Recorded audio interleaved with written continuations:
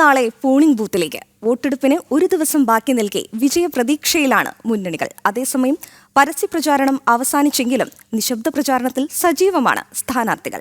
ദിവസങ്ങൾ നീണ്ടുനിന്ന ശക്തമായ തിരഞ്ഞെടുപ്പ് പ്രചരണത്തിനു ശേഷം കേരളം നാളെ പോളിംഗ് ബൂത്തിലെത്തി വിധിയെഴുതും.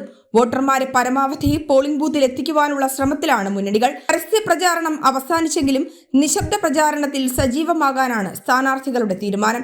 ഇന്ന് വോട്ടർമാരെ നേരിട്ട് കണ്ടും ഫോണിൽ വിളിച്ചും അഭ്യർത്ഥന തുടരും. അതേസമയം തിരഞ്ഞെടുപ്പ് പ്രചാരണ കാലയളവിൽ പൊതുജനങ്ങളിൽ നിന്ന് ലഭിച്ച പ്രതികരണത്തിൽ വലിയ പ്രതീക്ഷയാണ് BJPക്കുള്ളത്. ഭരണവിരുദ്ധ വികാരവും ശബരിമല സ്വർണ്ണക്കൊള്ളയും ഡീൽ വിവാദവും വിശ്വാസ സംരക്ഷണവും ഒക്കെ ചർച്ചയായ പ്രചാരണ കാലത്ത് ഭരണമാറ്റം ആഗ്രഹിക്കുന്ന ജനങ്ങളെയാണ് കണ്ടത്.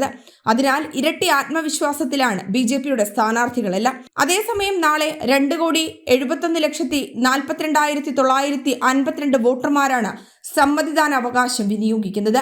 833 സ്ഥാനാർത്ഥികളാണ് മത്സര രംഗത്തുള്ളത്. 24 അധിക ബൂത്ത് ഉൾപ്പെടെ 3095 പോളിംഗ് സ്റ്റേഷനുകൾ സജ്ജമായിരിക്കുകയാണ്. 2040 പ്രശ്നബാധിത ബൂത്തുകളും കണ്ടെത്തിയിട്ടുണ്ട്. 352 വനിതാ ബൂത്തുകളാണുള്ളത്. കൂടാതെ 97% ഹോം വോട്ടിംഗും പൂർത്തിയായിരുന്നു. ജനം, തിരുവനന്തപുരം.